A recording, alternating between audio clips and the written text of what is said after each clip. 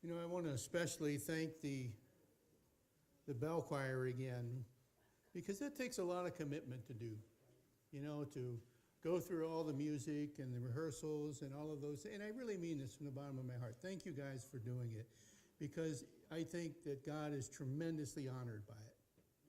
Not just the performance, but through the dedication process and everything. It's a good thing. So thank you guys for doing that. I think, what's that? Somebody say something? Lillian. All I want to say is last Monday's service at Roz's was very nice. The potato soup was fantastic. Yeah, we ran that Monday night service last week kind of as a trial run to see what was good, what was bad, what would we change, what would we do different, do we want to continue it, that type of thing. So I think overall, you guys tell me that we're here, that we're there. Worth it, not worth it, good, bad, indifferent? Okay. I know the food was good, I mean, and I started thinking about that. I'm like, this is great. I get to come to a restaurant on Monday night, and we get to praise God, and we get to have something that I know is going to be good. Yeah, I like it. So I think what I'm going to do is figure out, I'm waiting to work out some of the details with Megan. But we'll either kick it off here in December, or we might just wait till January.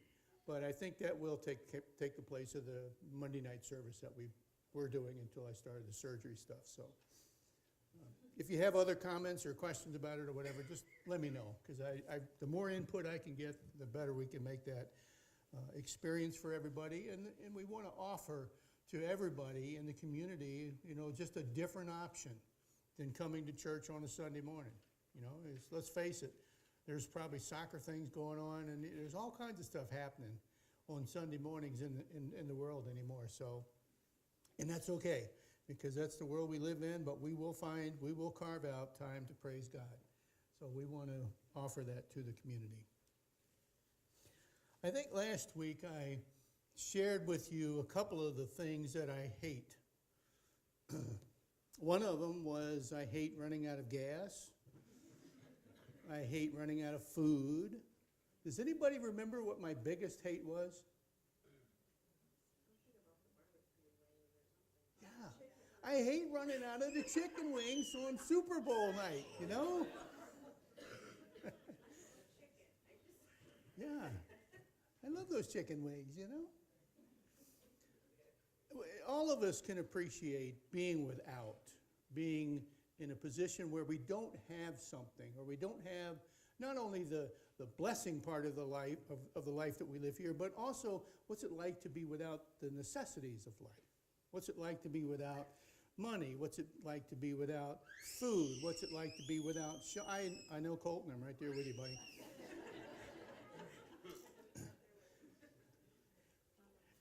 And again, I digress all the time, right? I think this is almost a model of what church in the early church was like, because people gathered in homes. And that was kind of the theme, or the overall theme about church at the diner, was Jesus many times met with people and taught around a dinner table. And there was not only children present, there might have been some animals running around, all kinds. So, if you got some cows and stuff you want to bring on, that's okay.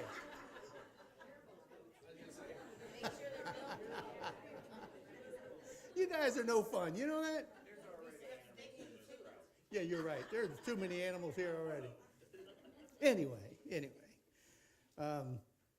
But running out of things, especially the necessities, is a real issue. Now, we can all appreciate running out of money from time to time, right? Okay. Well, there's proverbs in the Bible that teach us how to handle money. And one of them is, a fool and his money are soon parted. But we kind of extend that out, and it says, the rest of us wait until income tax time. Think about it. I want you to put yourself in a position where you're in bad shape, okay? You don't have all of the resources or the things that you need. You don't have the food, you don't have the clothing, you don't have the money, you don't have the rent, you don't have the money to send to the propane company, you don't have all kinds of things that you need. I want you to put yourself in that position. it's kind of hopeless.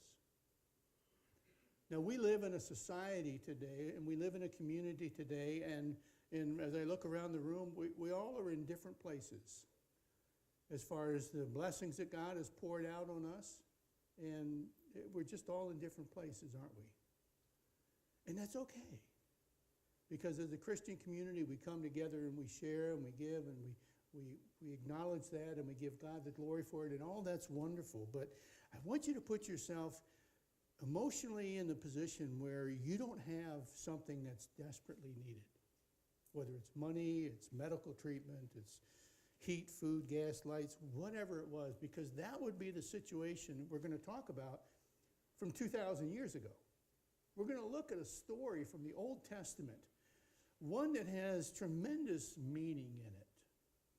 And I'm sure many of you have heard this story as we go through it, but I want you to feel what the people, the players in this story would have been feeling emotionally. It comes from the book of 2 Kings, chapter 4, and it'll be up here on the screen. The wife of a man from the company of prophets cried out to Elisha. Now, as we go through some of this, I want to explain some of this. The wife of a man from the company of prophets. What in the heck is the company of prophets? The company of prophets would have been like a religious group that was studying underneath prophets or under some of the temple teachers. It would have been a group of devout people who were seeking God. And this particular man the story is about was part of that company of prophets. He devoted a substantial part of his life to following God, to searching out God, to reading the scriptures, to understanding the Old Testament scriptures and stories. He would have been a part of whatever worship there was in the temple of that day, and so forth. He would have been an integral part of seeking and searching out God. And that's what the company of prophets was. It was that group of people. Anyway, cried out to Elisha, Elisha was a well-known prophet of God, a well-known man of God. Your servant, my husband, is dead. That's pretty desperate. And she's declaring right up front, your servant, my husband, is dead. And you know that he revered the Lord. He was a follower. This man who has passed away was a devout follower of God. He was a man of this company of prophets. And she continues and she says, but now his creditor is coming to take my 2 boys as his slaves. Now, emotionally, put yourself in that position. You have family that you dearly love. Can you imagine living in a situation, set of circumstances, where all of a sudden your children are going to be taken from you because you can't pay your debt? What would that feel like, Kara? Huh? Now, I know some of you will be like, take them, get them out of here. Oh, man, sweet. But really, I mean, this was normal in that day. See, so many times we are so far away from the culture of that day to understand what the scripture is all about, what the story is about, and how it applies to us today in 2018. This woman was so destitute that the only resource she had was her kids. And the culture was accepting the fact that you could, if you had a debtor who you owed money to and you couldn't pay them, they're gone. And they're going to be slaves. They're going to be, I might send them 50 miles over here to work in the fields over here, or send them way over there, and you might see them once in a while, you might not. But their lives are now mine. Can you imagine that, Tiffany? Holding Colton, and having somebody come to your house one day and say, I'm sorry, but I have to take. I want you guys to put yourself in that frame of mind, because it's horrible. A horrible place to be. And the story continues. Elijah replied to her, "Now, how can I help you? Tell me what do you have in your house?" "Your servant has nothing at all." She calls herself a servant too. So obviously the family was devout when it came to their searching out God and living for God. "Your servant has nothing there at all," she said, "except a small jar of olive oil." Now, what's really pertinent here is you understand the importance of olive oil. Olive oil in that culture would have been used for burning, it would have been used for food, it would have been used for preservation, it would have been used for medicinal purposes, you would eat with it, you would cook with it, you would do all kinds of stuff with olive oil. And she still had some of that resource, but only a little bit. Only a little. She says, "I got nothing else," so probably had sold off some of the stuff that they had or furniture or whatever they might have had in their little house in order to survive to this point because her husband was gone. What do? Story continues. Elijah said, "Go around and ask all of your neighbors for empty jars. Go around and ask all of your neighbors for empty jars, and don't just get a couple of them." It's a pretty weird request. So you know where it's going. "Then go inside and shut the door behind you and your sons." In other words, demonstrate your faith. You have nothing. Your kids are on the way to be sold off. And I'm telling you to gather jars and take them into your house, which would have probably taken her several days, and then shut the door behind you. It really was an act, a demonstration of her faith in God, faith in what Elijah was telling her. Pour oil into all the jars. Well, where in the heck is that going to come from, right? And as each is filled, put it to one side. She left him and shut the door behind her and her sons, and they brought the jars to her, and she kept pouring. She demonstrates her faith again. When all the jars were full, she said to her son, "Bring me another one." But he replied, and then the oil stopped flowing. She went and she told the man of God, Elijah. She said, and he told her, he says, "Now go and sell the oil and pay your debts." Again, olive oil back then would have been a very valuable commodity. "Sell your debts, and you and your sons can live on what is left." Now, it wasn't like he was setting her up for, forever out, forever, the rest of your years, you're going to be at the beach, not worried about, anything, you're going to be rich, that wasn't it at all. He probably had enough to pay their debts and to sustain themselves until the point that the kids could finally go out and get work and start to provide for their mother, which would have been part of the customary thing to do in that culture. There weren't all these programs we have today to take care of people. Back then, the responsibility to take care of mom or elderly parents or sick parents was the responsibility of the kids, especially the boys. So those two boys would have had the responsibility to, now that we're sustainable, now that we can find food, now that we have money to buy bread with and whatever, now you need to go out and get a job. Okay. The husband, again, in this situation, left them with nothing. Left them with nothing. Do you think there was any kind of resentment between the mom, the wife, the kids, and all that for all the time that he spent in the company of prophets, learning about God, studying about God, rather than providing for the family in a very abundant way? We don't really know. It's a possibility. But all of a sudden they're destitute, and he's gone. Do you think the thought never went through their mind that, well, he could have left us in better shape than this? Possibly. I don't know. He spent too much time at the temple learning about God. He didn't provide for his family. Really? This story really is about poverty. Because poverty has the potential, not only 2,000 years ago, but today, to enslave people. Let me say that again. Poverty has the potential to enslave people. In this particular scenario, the creditor is coming again to take those kids and to take them away as slaves.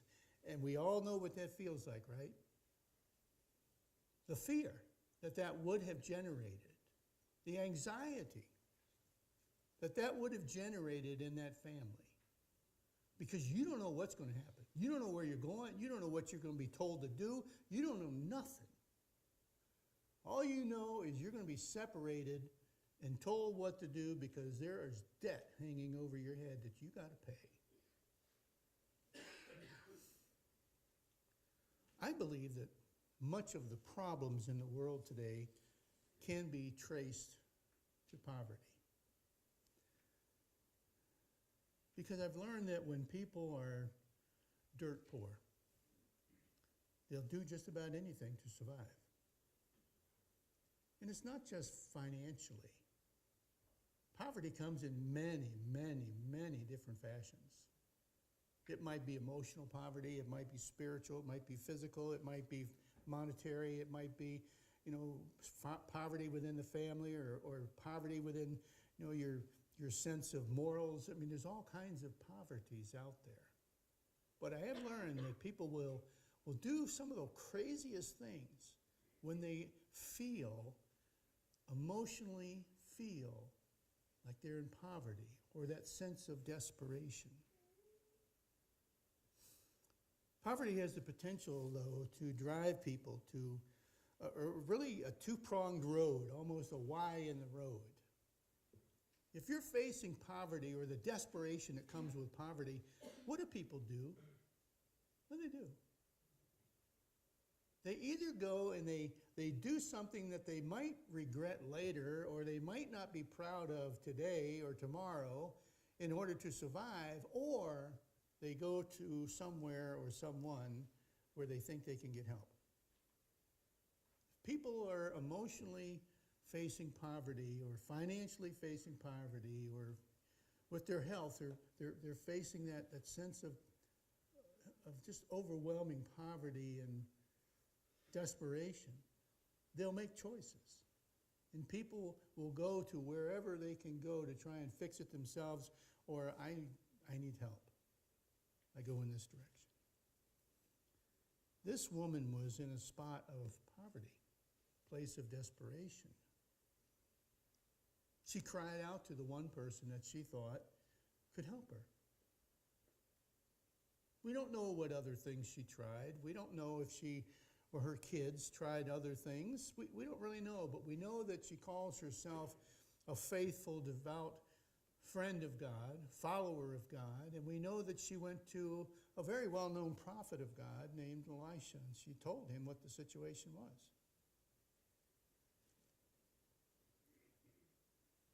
In this story, Elijah kind of represents the voice of God. And this devout man tells her what to do. Again, note that in his telling her what to do, she had no assets. She had nothing but her dear children and a teeny bit of olive oil. No family to care for. Back in the culture back then, there was no way she was going to get a job. She was totally reliant on her debtor or her boys or God. In our world here today, we have all kinds of resources that can help people that are in desperate situations. And that's a good thing. We have programs and organizations that can feed people and help people with rent and heat and emotional things and spiritual. There's all kinds of help out there today. But the overall, I guess, attitude of people remains the same over the centuries. When you're faced with a desperate situation, you either make the choice to try and fix it on your own, or you make the choice to go somewhere where you can get help. Whether that's with God or where you think maybe you might get help. But sometimes even those resources don't help. Like I said, you can be in poverty and desperate from many, many different things. What do you do when you're faced with desperation because a child or a loved one won't give up their drugs? What do you do? What do you do when someone that you care about, someone that you love, is so hooked into something that they just can't give it up? Do you try and fix it yourself? What do you do? What do you do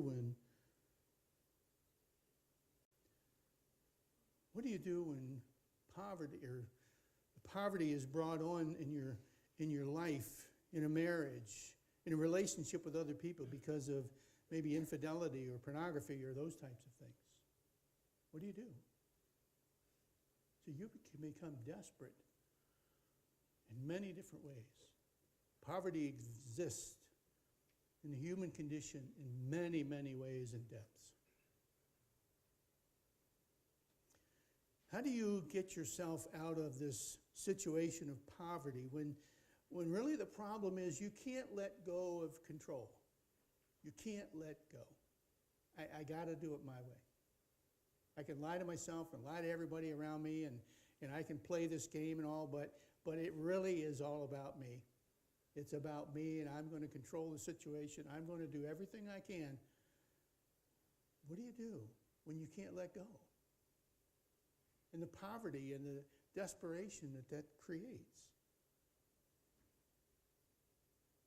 What do you do when the poverty is really brought on by a situation where a relationship with somebody that you dearly love and care about has been fractured for years?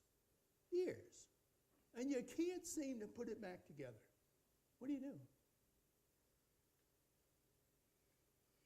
Where do you go? Do you try and simply fix it all on your own? Or do you go somewhere where you think you can get some help?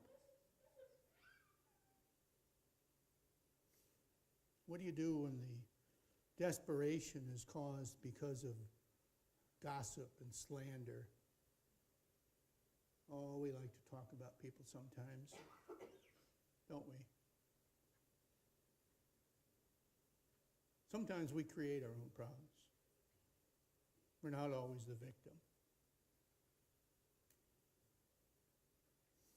How do you bring the joy of Christmas back into a culture that has fractured what it originally was all about?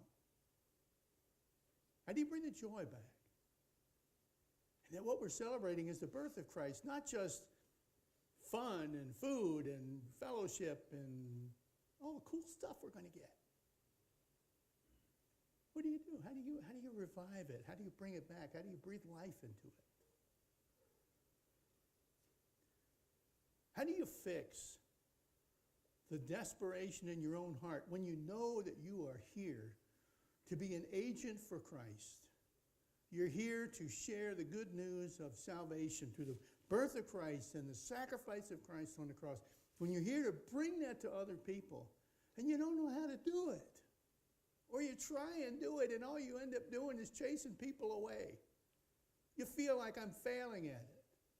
How do you get out of that situation of desperation?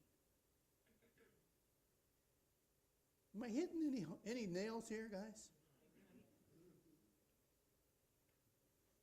How do you handle a child that they use lying as a way to defend themselves against a world that they think is against them?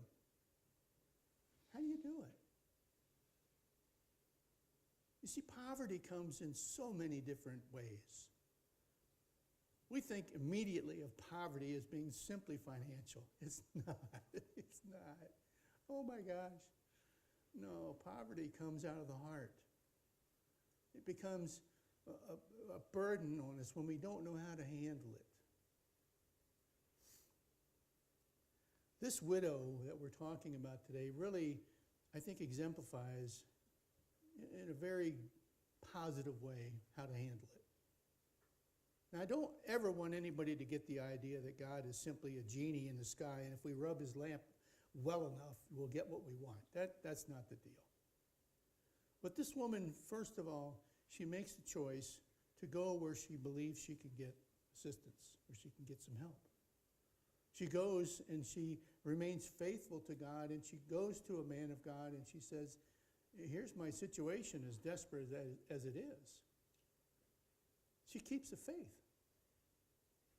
I think it would have been extremely easy for her to give up, and just say, you know what? First thing that would go through my mind if I was her back then, well, let's see, if I moved out of here at night one night when there's nobody looking, you'll never find me. I'm gone. She doesn't do that.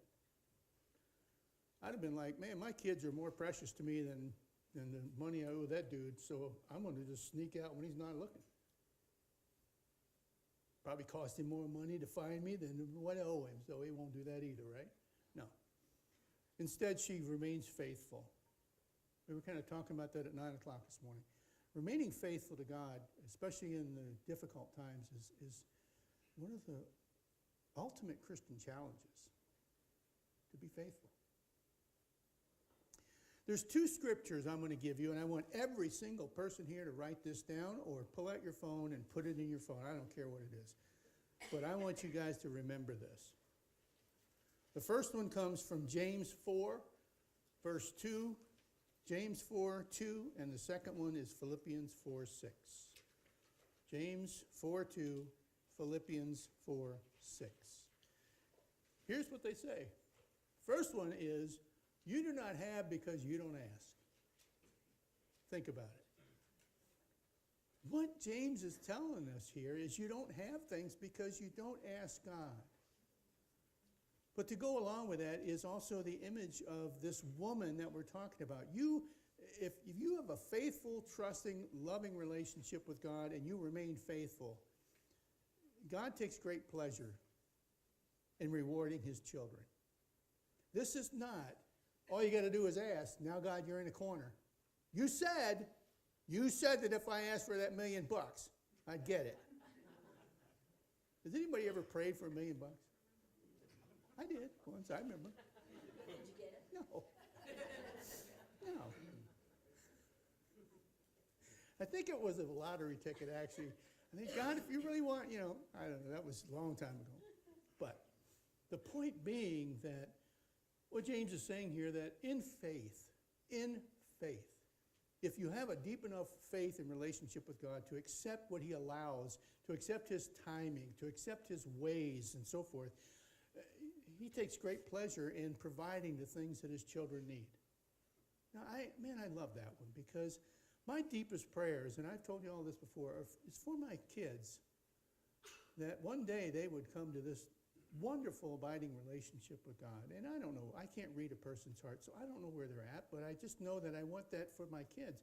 And I know that if I do my best to remain faithful to God, I think God will answer that prayer.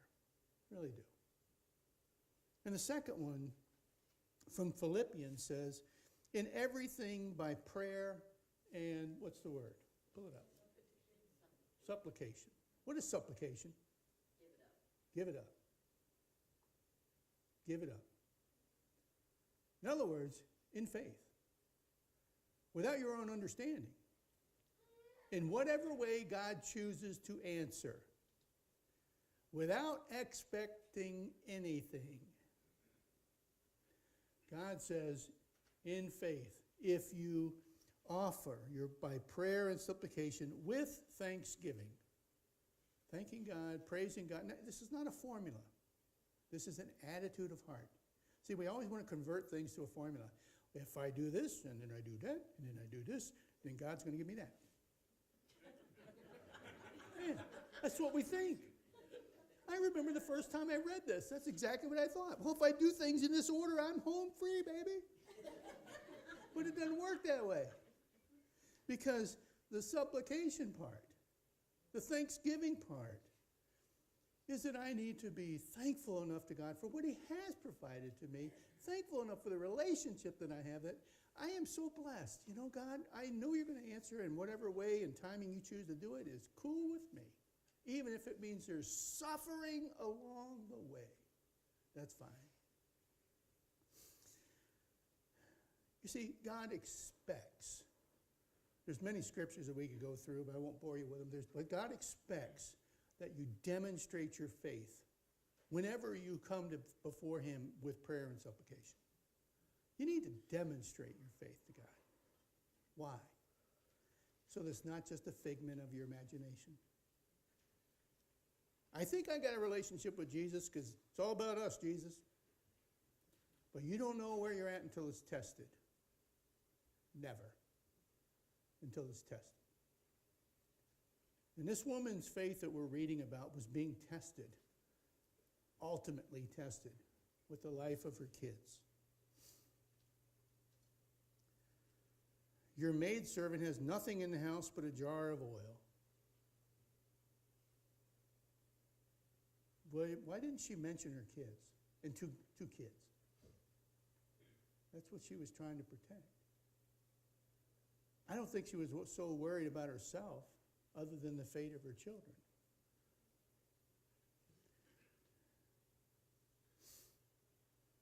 God won't do the work for you. In your relationship with God, he will not do the work for you.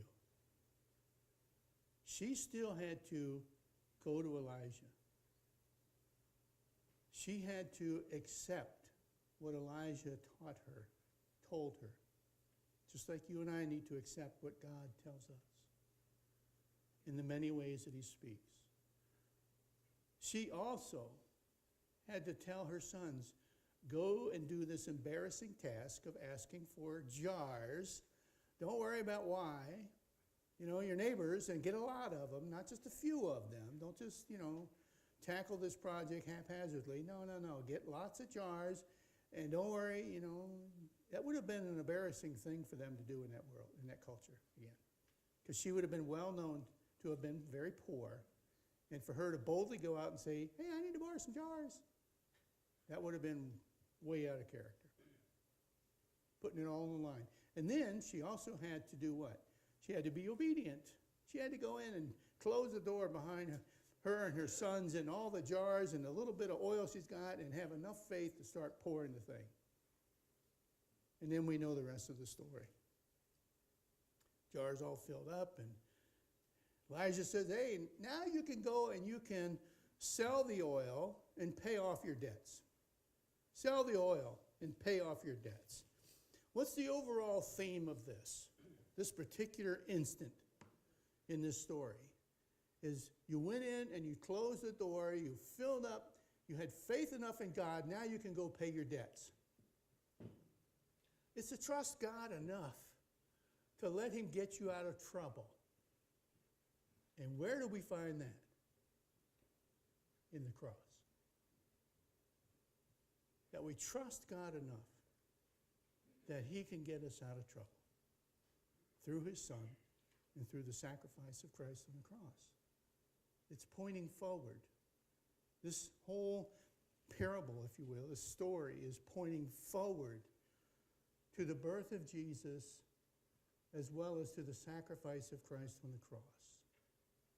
And we need to maintain the simple, abundant faith that this woman had and be willing to do the work. Because she still had to do all the gathering and the pouring and take the jars out and sell them and get the money and go pay off her debts. And do all this. She still had lots of stuff to do. But nowhere in this story do I see her patting herself on the back for I did this myself, which is that other direction that people in desperate situations go. Many times people do that. They go in this this offshoot direction, and they're like, I can handle this on my own. Or poor me. Not poor you. So what do I want you to walk away with today?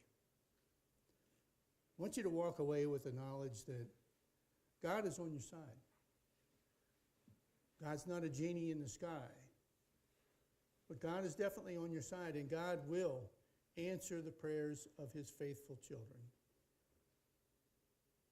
Now, that leaves you with a question. Am I a faithful child? That's between you and him this week. Father, I pray that as we continue in this service to worship you, that you would just impress in our hearts the need for us to really to look at this story and ask ourselves where we fit in it. Are we faithful like the woman here? Or are we like the kids who were obedient to their mom and were trusting in you at the same time?